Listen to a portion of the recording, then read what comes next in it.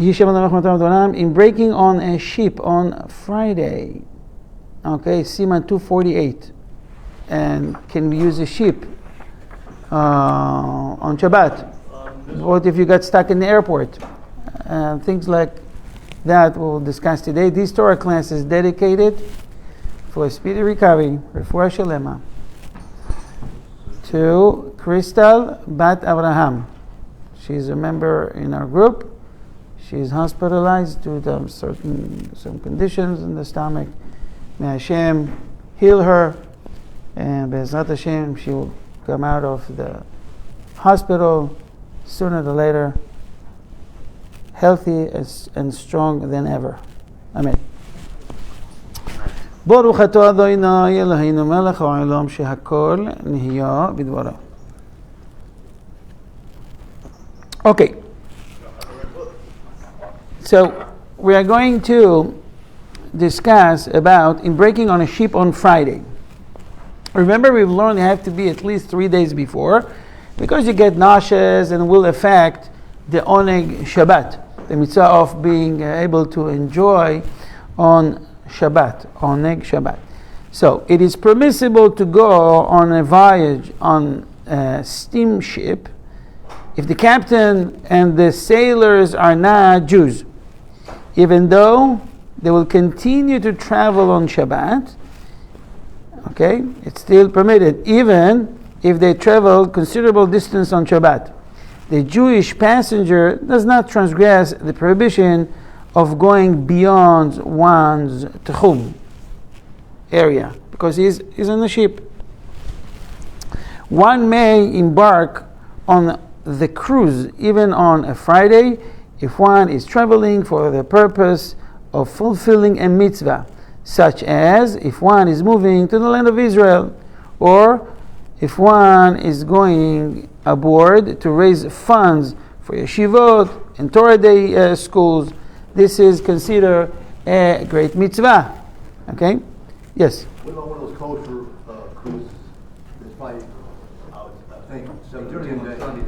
Sunday, but they probably stay through Saturday and disembark on Sunday. Correct.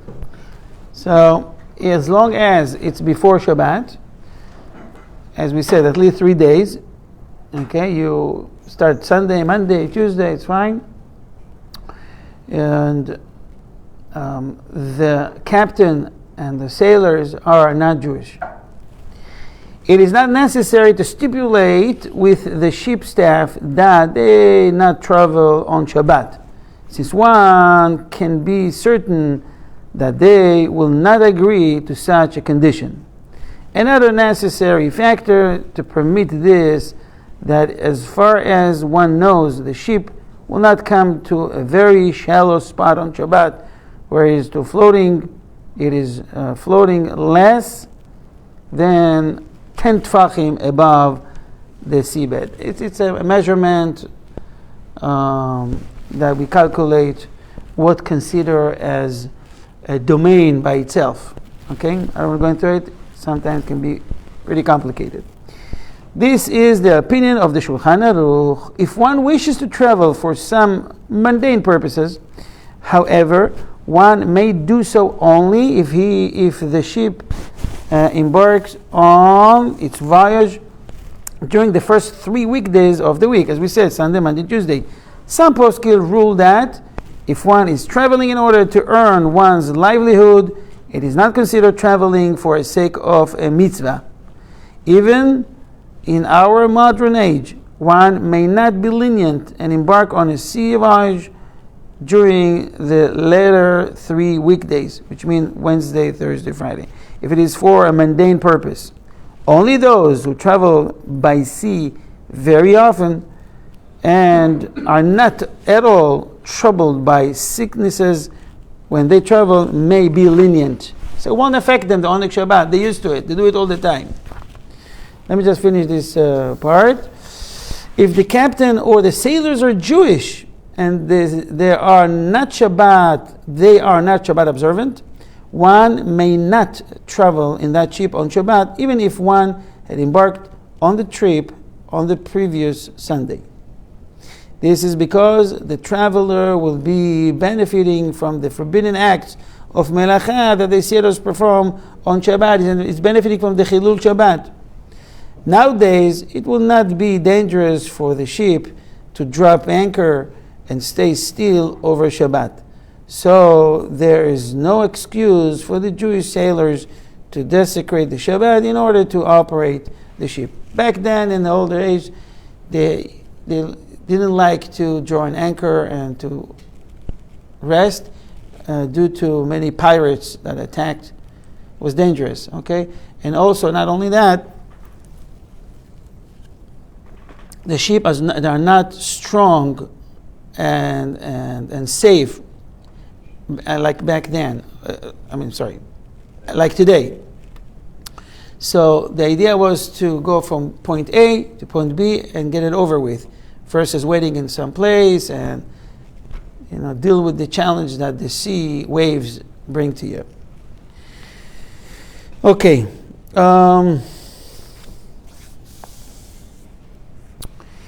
What about a Jew? He lives across the river. In order to reach out to the village next to him or to the city in order to participate, in a minyan, wants to go on Shabbat. So he wants on a regular basis just to go on, a ship, okay? From one side to another, or a boat, one side to another. So he can participate in Shabbat activities in that place. Okay, so the halacha says it is never permitted to embark on a sea voyage on Shabbat itself, even if the sailors and the majority of the passengers are non-Jews. And even if one wishes to travel for the sake of a mitzvah. The issue here is not only that of having non-Jews perform acts of melacha for Jews. Okay, we're talking about going on Shabbat itself. That's the case. Okay, there is also specific halacha forbidding Jews to travel by boat on Shabbat, even if it does not involve using any sort of motor or electricity. Accordingly, if someone finds himself in a place where there is no synagogue, but there is one across the river from where he is, he may not cross the river by boat on Shabbat in order to go to the synagogue, whether it is motorboat operated by a non-Jew or a robot. Robot means R-O-W-B-O-A-T. Robot, no robot, robot. It sounds like that. Right. Now, what's the case on an airplane? I'm going to read 2 halachot, and then I'm going to share with you some scenarios. One of them, I think it was, I can say that I can share with my own experience. So let me read the 3rd and the 4th halacha. It is forbidden to travel in a plane or jet on Shabbat, even if the crew and the majority of the passengers are not Jewish, even if the plane will take off before Shabbat begins, but it will land on Shabbat. It is forbidden. You're saying, hey, I'm flying on Friday. It's not Shabbat yet, but we're going to be landing in Israel, in America, anywhere, on Shabbat. So you have to plan your journey accordingly, so it won't happen. Obviously, things happen. We'll discuss it in a minute. Some poskim rule that one may fly on this flight if most of the passengers are non-Jewish. If such a situation arises, one must ask a competent rabbi before embarking on the trip. Does El Al fly on Shabbat? Ma? Does El Al fly on Shabbat? No. El Al, I think, is the only company that does not fly on Shabbat. Unless there is an emergency situation, So they're talking with the rabbis, and they will permit that. One more halacha, and I want to share with you something. If someone traveled in airplane, so imagine what's going to be the case. You're already on a plane, and it was a delay. It happens all the time. You're supposed to leave 7 p.m., okay?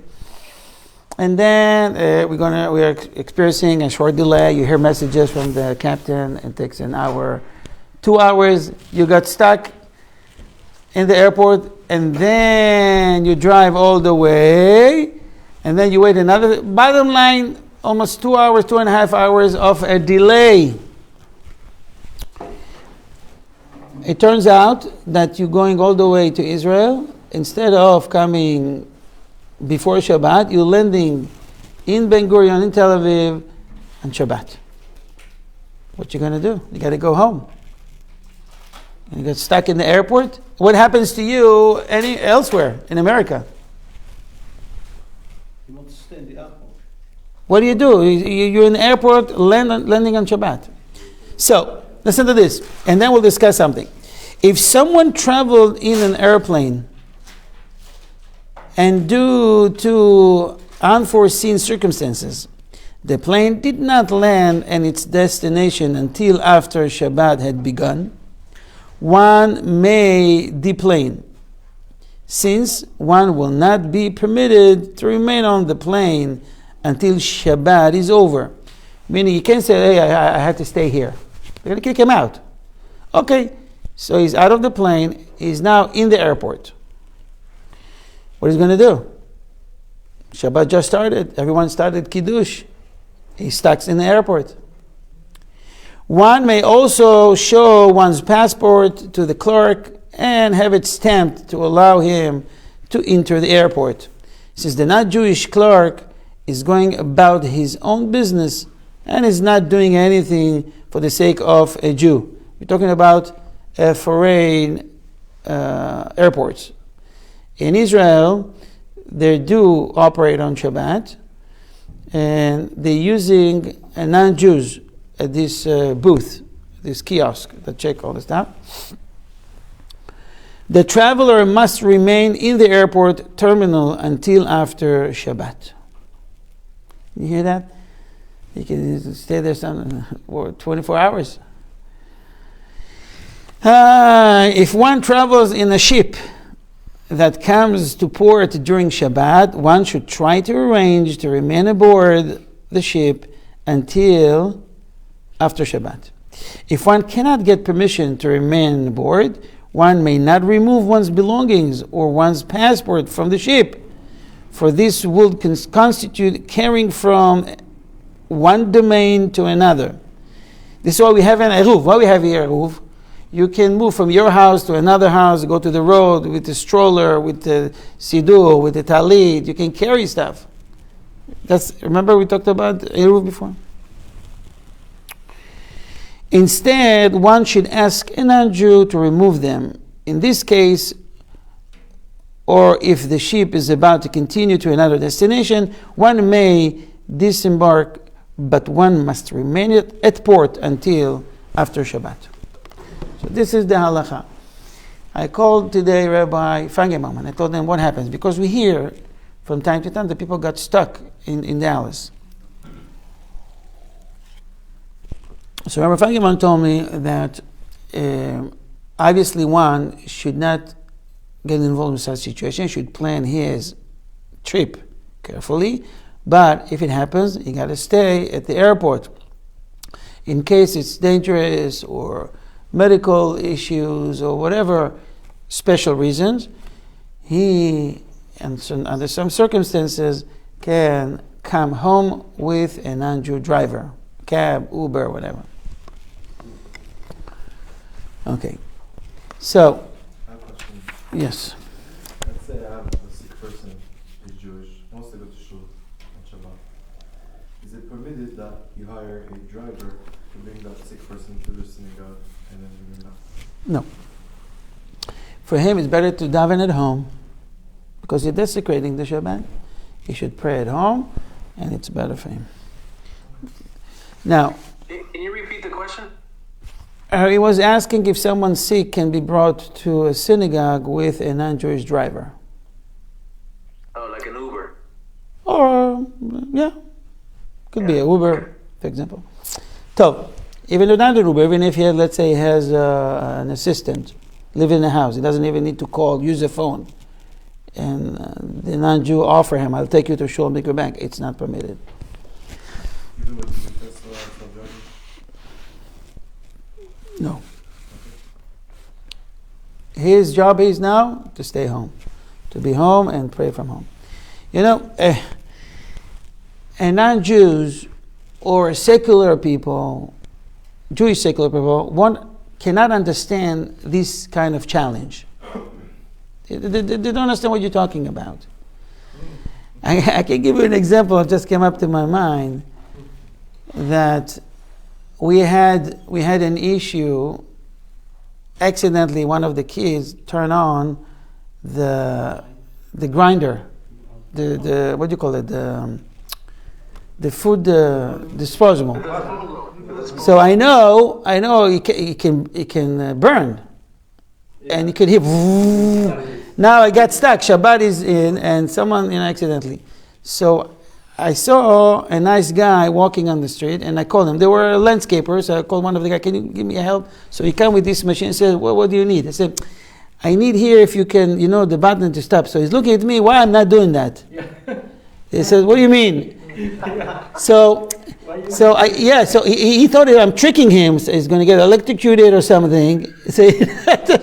So I had to come up with, quickly with an idea, to improvise an idea. So I told him, no, listen, I'm going to click here, and you click from there. We'll do it together, okay? 1, 2. So you understand that it depends on another. You need to have 2 people. And so, but that's not the one what I wanted to share with you in a minute. The idea is that it's hard for someone that doesn't live like a Jew to understand these challenges. Imagine to yourself someone got stuck on Shabbat due to, a delay, this kind of circumstances, in an airport. So the challenges will be, he got stuck there. What about his suitcases? What about food? You can't buy food. You can't use money or credit card or your phone. Even going to the restroom, it become a challenge on Shabbat. It's in some places, it's automatic doors. Some airport it's not like that, but some they has the automatic doors closing them, from going from one section to another or stuff like that. Beside the fact that the family at home are sick from worries that they don't know what's up with you. You can't even call them and tell them. So he raises a lot of challenges. And I can tell you, you notice that Jews, or observant Jews, usually they don't book flights on Thursday nights, definitely no Fridays. Okay? Wednesday, it will be the latest. Could be delay, could be weather condition. I can tell you my own experience. We're supposed to go. That was I think 4 or 5 years ago. We're supposed to go. 6 years ago. We're supposed to go to my daughter's, birth. She was to give birth. So we planned it like a week before, and she was supposed to pick us up from the airport. Okay, we were planned to land in Israel on Thursday. It was a delay, flight canceled. We stuck in New York. Weather, I told my wife, you know what, forget it. We can't wait to keep delaying and canceling flights. We have to have a flight to Boston. So we took a car. I drove over in 8 hours with my suitcases inside. I rented a rental car. Anyways, bottom line, we were able to catch the flight Thursday night, 9 p.m. I think it was Elal. Yes, it was Elal. We were supposed to land around 2 hours, 3 hours before Shabbat. Obviously, it was a delay, weather condition. We landed a little bit less than an hour before Shabbat. So we know that they have the itinerary. So my daughter will wait for me. We're landing. I have like 55 minutes. Shabbat is coming. My parents live 15 minutes away. Really close. Even closer than what we have here in the house. So, who is waiting for me? Someone else from the family, my brother. Sapir, my daughter that was supposed to pick us up, she is in labor. So my wife, she was supposed to be with her helper. I go to the hospital, I go with you to your parents. So she took a cab. He ran, she said, I'll pay you double. No suitcases, nothing. She ran, she came to Ashdod. Within, half a time, he drove like crazy. She came 5 minutes before Shabbat. And I came, obviously, it was like 20 minutes, something I had. And I felt the pressure. And I could understand those people that got stuck in the airport, what are they going to do? But in Israel, the case is a bit different because they know how to handle this situation. How they're handling it. The airport in Eretz Israel has a rabbi. And his job is to take care of this kind of things. So usually El Al brings people contacting the rabbi and telling him, listen, there's a delay in an airplane coming in certain hours. Prepare yourself. So if they stuck and they land on Shabbat, they have to take care of food and a place to stay, to sleep. They give them some blankets. They're taking care of them. So I print out here something about, there is a rabbi, there's the airport, and close by, it's like an hour plus walking, a place called Kfar Chabad village. The Rabbi Binyamin Lifshitz is the chairman of Kfar Chabad, used to be. He many years helped people that got stuck. What they do, they leave their stuff and they walk for an hour to Chabad, and there they're taking care of them. Place to stay, to eat, to go to davening. And you're not alone for so many hours in the crazy foreign airport. He says once, it was funny because a guy came and Shabbat started. He decided he was going to walk for Chabad. The problem, what's the reason? One of the reasons was he brought with him a lot of money. So he didn't want to leave the suitcase there, the money, and he can't carry it on himself. But he wanted to leave the place and go to Kfar Chabad to walk. So he hired a non-Jewish cab driver, and he told them, I'm going to leave this bag with you, the suitcase, but you drive next to me. The rhythm that you drive is the rhythm that I walk. As the rabbi says, it was funny to see a cab drive really slowly with these guys. I don't know what he told him. If it was a lot of money, he probably told him. He understand probably it's a medication that you have to take. If you have to take, he work out something. But it was funny to see how people challenging with this kind of issues, just not to desecrate the Shabbat. Another incident that happened was when a flight of El Al's flight was delayed to Athens in Rome. They notify the Chabad guys, the people there, the crew there, that 63 people coming, and eventually what happened was it was 180. Why was that? Because they calculate who eat glut, kosher glut, and they know it's only like 63 people, so they thought it's only 63 people religious, the rest are not. And they miscalculated. So what happened? Chabad came to the picture, Baruch Hashem, and really helped them. And he says, Rabbi Menachem Mendel Hendel, the Shaliach, the messenger in Chabad Athens, says that he was able to take care of them. It was Shabbat with a very it was very joyful Shabbat. They arranged prayers, a Sefer Torah, and food. Same incident happened in Moscow and any other places. And again, those who saved the moment was Chabad. So really, it's amazing what this guy is doing. So you see, it's a challenge. We don't take the halacha lightly. To be a Jew is sacrifice. You need to sacrifice a lot in life. And when we are in certain situation, it means after we try everything in our power to avoid that, but it still happened, it's probably something to do tikkun. Versus finding an excuse, I'm going to find someone that is not Jew, and then worst case scenario, say I didn't know and all that. You can say you didn't know, but you can fool us, you cannot fool Kadosh Baruch Hu. Okay, so if you want to plan your trip wisely, you won't fly later than Wednesday or maybe Thursday morning. Just calculate the time where I'm talking going to Israel long term.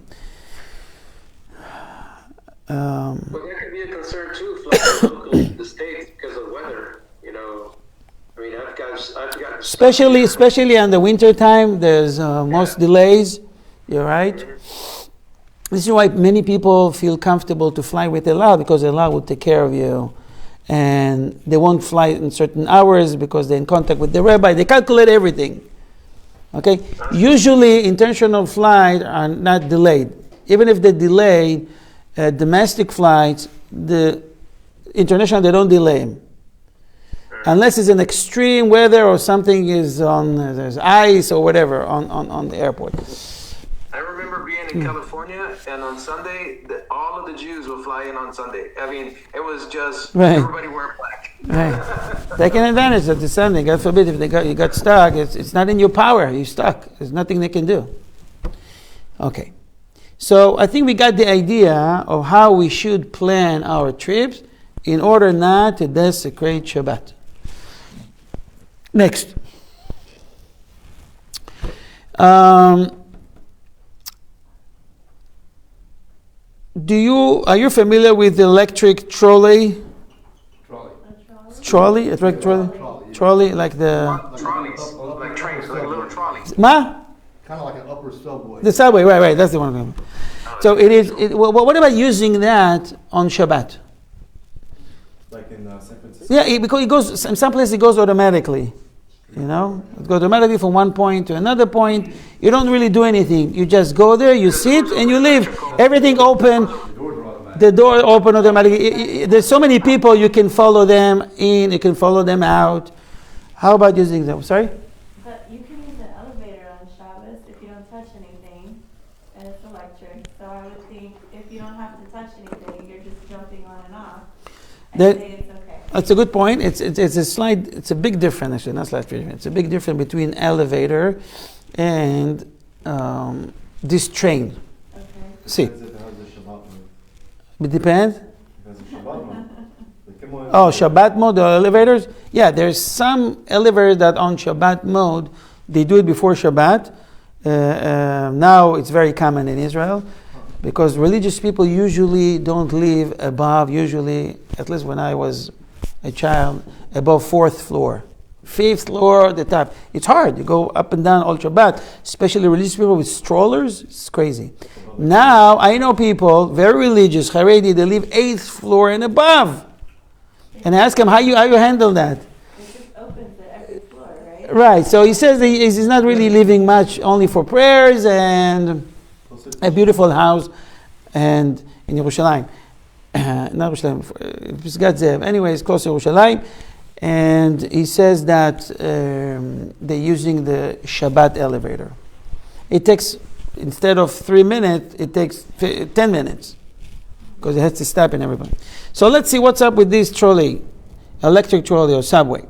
It is forbidden to ride an electric trolley on Shabbat, even if it is operated by non-Jews, and even if the trolley stops at each station automatically. Riding an intercity train involves yet another prohibition, that of traveling outside one's tchum. So again, about the domain, Amy? Right, the domain. So you're in the building you can use, but going from one place to another. Let's say you want to walk from this eruv to another eruv. I know a guy that did that a few times, till he was proud to tell me, what are you doing? You're not supposed to. You can walk, you know him probably, you know him. He's an elderly guy. Yemenite guy. You know. So what he did, you can walk up to 2,000 steps. Okay. What's a step? A yard? Less than a yard? A little bit? Like 3 feet. 3 feet. 3 feet. Yards, 3 feet. 3 feet. Sorry, 3 feet. One stride. So up to 2,000. But obviously it's much more to go from here to Yure Eruv. He walked all the way to Rabbi Tzionit's synagogue. It takes like 2 hours. Yeah, it took him almost 3 hours to walk there, and he thought he's doing okay. I don't know, but it's a problem, you know. Especially you can't go from one domain to another. So within your building, you can use that elevator that stops. But here you're going from a train from one city to another, street and all that. There's no Eruv there for sure. So one second, let me just finish that. Outside of one's techum. Techum is the domain area.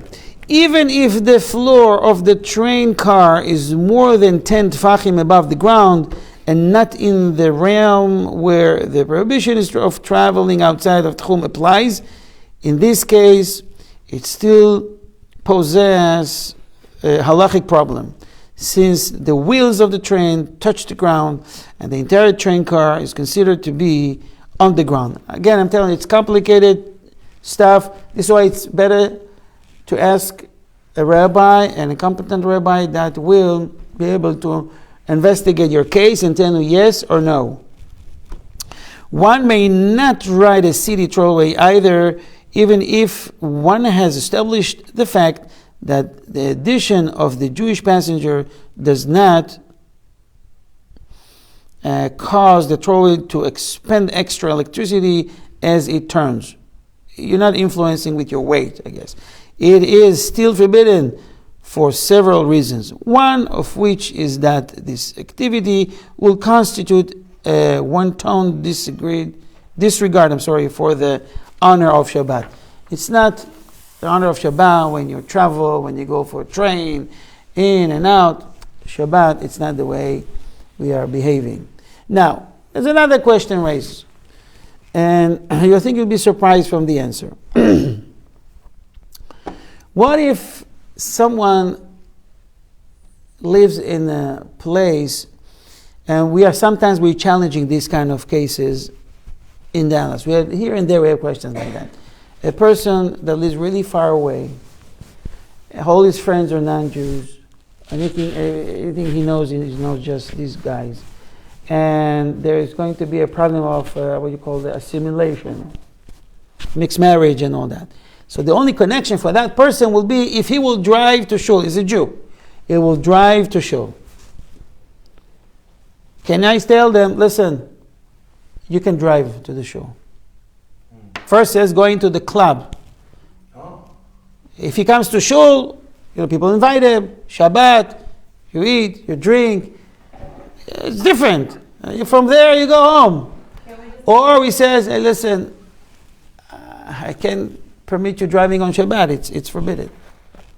Prohibited, I can't. What are we going to do in this case? Invite him on Friday. He's not interested. He wants to come to shul.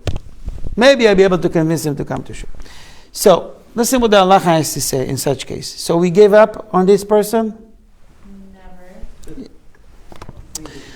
A rabbi serving a community in a country outside the land of Israel forwarded to us a question about a Jew who lived in a neighborhood far away from the nearest synagogue. This Jew's only connection to Judaism was that he attended the synagogue regularly, every week. He traveled each Shabbat on the city trolley, which is operated by a non-Jew, and which always stops at each station on its route. The rabbi feared that if he will tell the Jew to stop traveling to the synagogue on Shabbat, the Jew and his family will lose their tenuous connection? Tenuous connection to the Jewish community and would become completely assimilated. What's the answer? The answer is as follows. As long as the person who is doing this does not ask for approval for his actions, the rabbi should ignore what he's doing. If he does ask whether it is permissible to act as he does, the rabbi must not tell him that it is permitted.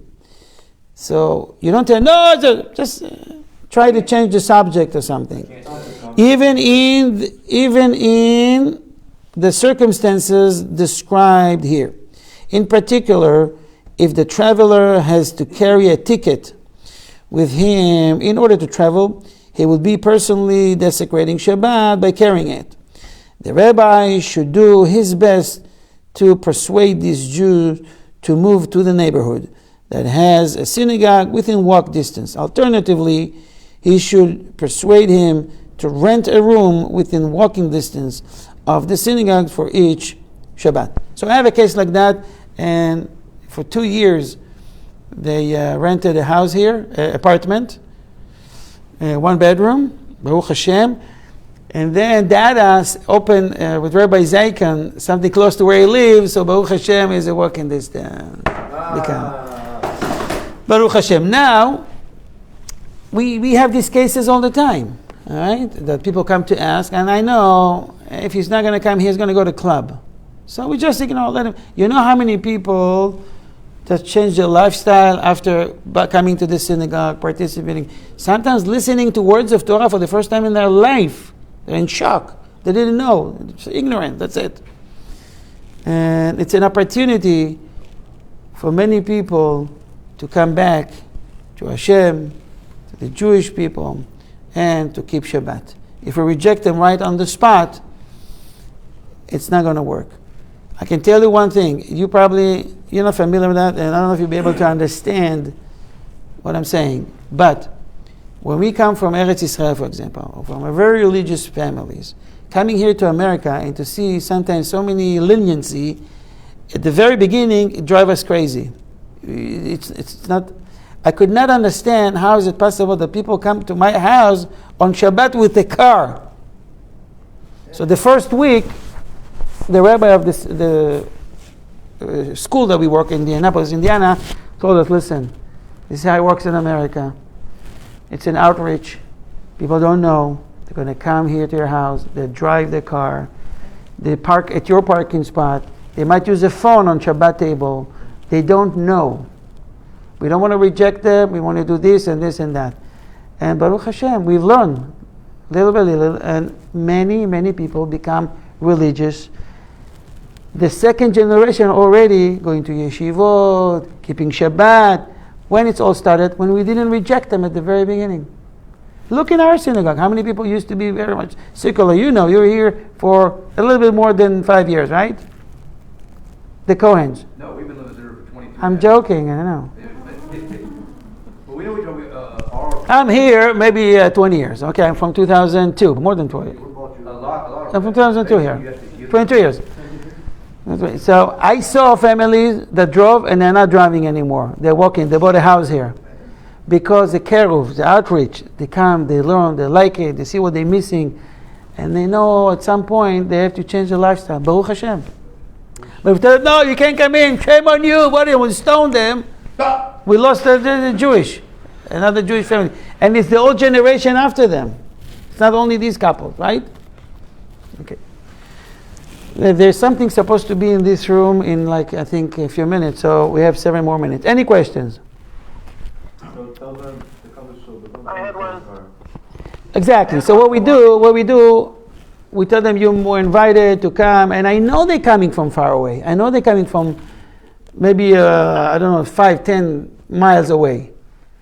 But Baruch Hashem, the halacha says if you invite them, hold on one second, if you invite them to your house, you need to offer them to stay for Shabbat. So that's what we do. We tell them, listen, I want you to come Friday night to us.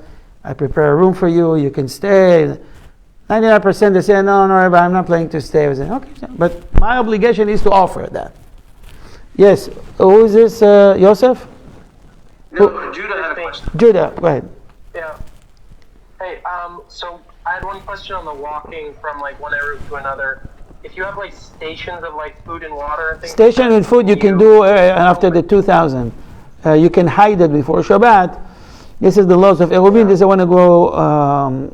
I didn't want to bring it up, but yes, if you send and you earn another 2,000 steps. What? Yeah. If you station those like. If you station it, yes. Prepare food and water to drink. Yes. Yes. Okay, fine. I was just curious.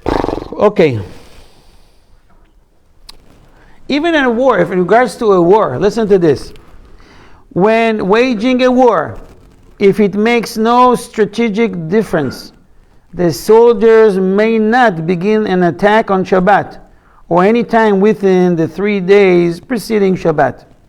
Also, when, by the way, you know what was the war Yom Kippur? They started on Yom Kippur because they learned a little bit about the Jews that, you know, it's a holy day for them. They're not going to be ready. The military camps, many people goes home, just few stays.